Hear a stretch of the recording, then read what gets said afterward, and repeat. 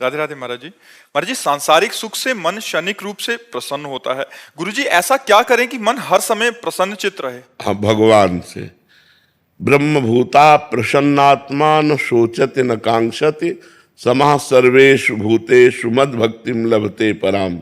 जो ब्रह्म में स्थित हो जाता है वो अखंड प्रसन्नता को प्राप्त होता है। ब्रह्म भगवान राम, भगवान कृष्ण, जो भी भगवान के रूप हैं जितने, वो सब ब्रह्म रूप हैं। जब हमारा मन भगवान में लग जाता है तो देखो, भगवान की रची हुई माया जनित वस्तुओं की प्राप्ति में जो क्षणिक प्रसन्नता नहीं होती उसे हर्ष कहते हैं। प्रसन्नता नहीं होती उसे हर्ष कहते हैं। जैसे हमारा कोई रिश्तेदार मिला या हमारी कोई प्रिय वस्तु मिल गई, नई गाड़ी आ गई या कुछ भी, तो उसमें एक हर्ष होता है। वो ये द्वंद्व है। गाड़ी मिली, एक्सीडेंट हो गया, अब शोक होगा। व्यक्ति मिला, वो बिछुड़ गया, शोक होगा।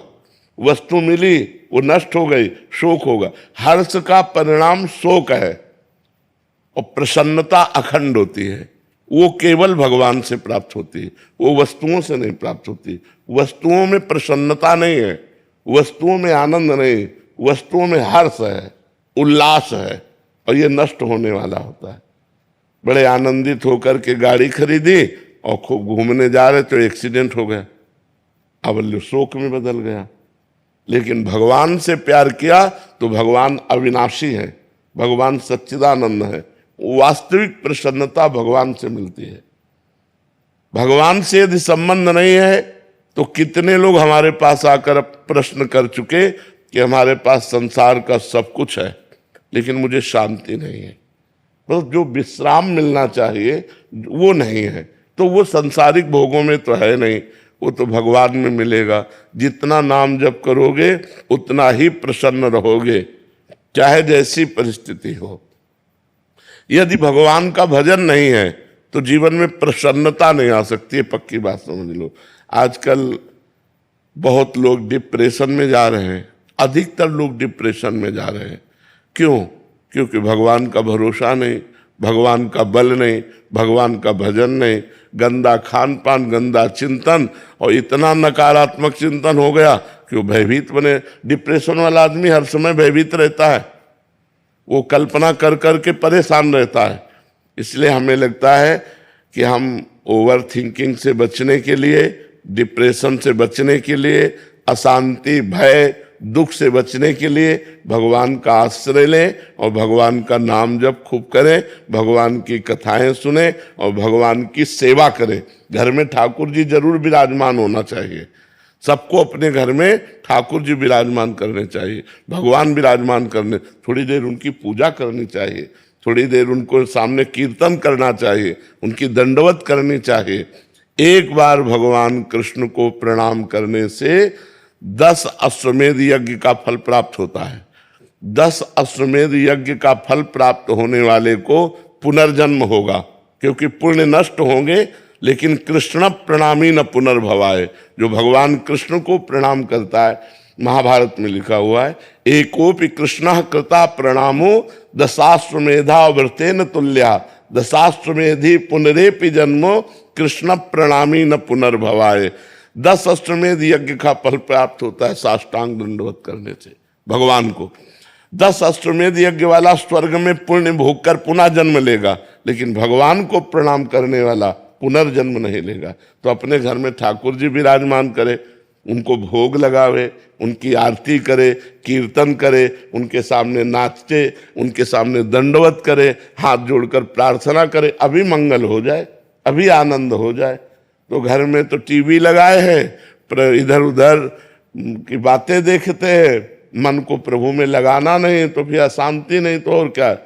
अब जिसको देखो मोबाइल में लगा रहता है, जिसको देखो मोबाइल में लगा रहता है। 1 मिनट भी मोबाइल से अलग रहना पसंद नहीं है कि शांति से बैठकर भगवान का चिंतन कर रहे हैं, शास्त्रों का स्वाध्याय कर रहे हैं, ठाकुर जी की सेवा कर रहे हैं।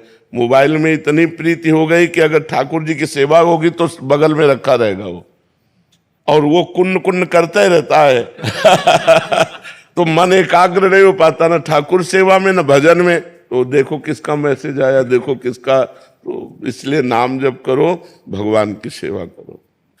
जयदीप सिंह जी सूरत से। राधे राधे गुरुजी। राधे राधे महाराज जी। महाराज जी आपके चरणों में कोटि कोटि दंडवत प्रणाम। महाराज जी श्री जी की कृपा से गुरुदेव आपको सुनने के बाद जीवन में बहुत परिवर्तन आया।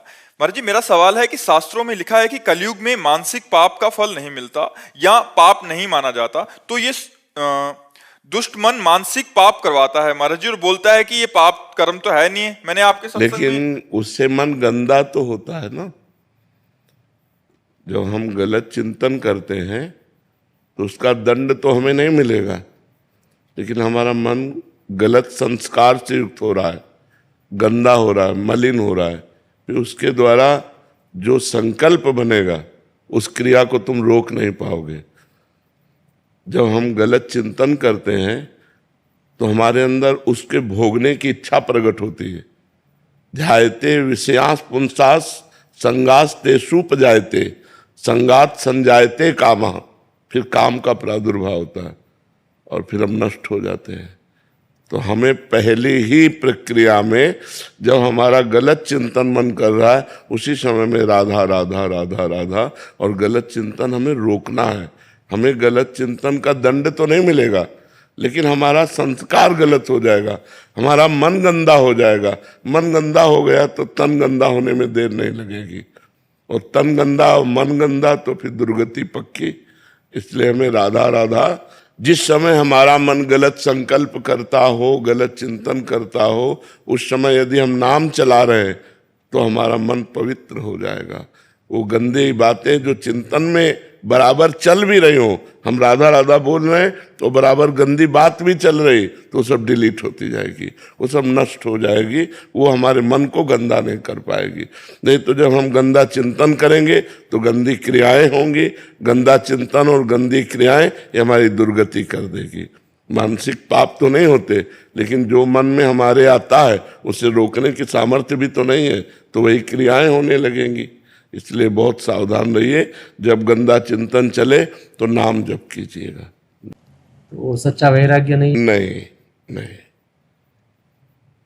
सच्चा वैराग्य कि जैसे हम अपनी माँ के पास बैठते हैं तो हमें काम नहीं सताता। तो जननी सम जानहि पर नारी धन पराए विषते विष भारी। संपूर्ण जगत की माताओं बहनों के प्रति पवित्र भाव हो, घृणा का भाव नहीं होना चाहिए। घृणा नफरत ये वैराग्य नहीं है। वैराग्य ये है कि हम उनके समीप रहते हुए भी गंदी वासना से युक्त न हो, और ये तभी हो सकता है जब हम भगवान का भजन करेंगे, पवित्र आहार पाएंगे, अच्छा संग करेंगे। कुसंग करेंगे, गंदा भोजन पाएंगे, गंदा चिंतन होगा, फिर गंदा व्यवहार हो जाएगा। इसलिए बहुत सावधान। जैसे लोग शराब पीते हैं तो अब उनकी बुद्धि भ्रष्ट हो जाती है, वो पवित्र संबंधों को भी दूषित कर रहे हैं। तो ये जो गंदे खाद्य हैं, गंदे पेय पदार्थ है और गंदा संग है, ये हमारी बुद्धि को भ्रष्ट करता है। और अच्छा सात्विक भोजन है, पवित्र प्रेय है, और हम साधु संग करें तो ये हमारी बुद्धि को शुद्ध करता है। और शुद्ध बुद्धि सही निर्णय करती है, अशुद्ध बुद्धि गलत निर्णय करती है। तो वैराग्य का मतलब घृणा करना नहीं है। हम तो समझे थे त्याग का मतलब होता है कि सबसे नफरत करके एक अकेले अपने शरीर से प्यार करो, दूसरे शरीर से नफरत करो, तो वही भावना बन। नहीं, बिल्कुल नहीं। वैराग्य तो इससे लेना है। इससे हो गया तो सबसे वैराग्य हो गया। गंदगी का घर तो अपना शरीर है। तो अपने खुद का शरीर का भाव कैसे छूटेगा? नाम जप करो, भगवान की आराधना करो, तो देहाभिमान नष्ट हो जाएगा। हर स्थिति में आनंद बना रहेगा। अब जैसे हमारा शरीर है, ये हमारे लिए एक कपड़ा है, मैं नहीं हूं। तो शरीर का राग तभी मिटेगा जब डट के भजन करोगे, पवित्र भोजन करोगे, पवित्र संग करोगे, तभी होगा। नहीं तो अपवित्र भाव में शरीर राग पुष्ट होता है।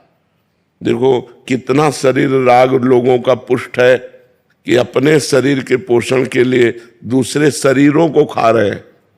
मुर्गा, बकरा, गाय, भैंस, कुछ नहीं बच रहा, सब खाए जा रहे हैं। किस लिए? शरीर के लिए ही तो, शरीर राग के लिए। यदि शरीर राग नष्ट हो जाए तो सच्चा वैराग्य है। दूसरों से वैराग्य करना तो सरल है, लेकिन अपने शरीर से वैराग्य करना सही वैराग्य है।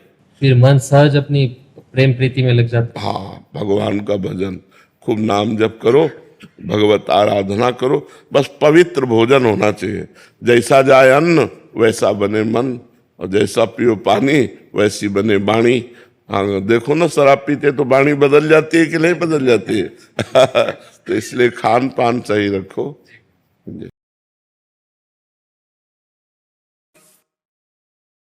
राधे राधे महाराज जी। महाराज जी, मनुष्य को प्रशंसा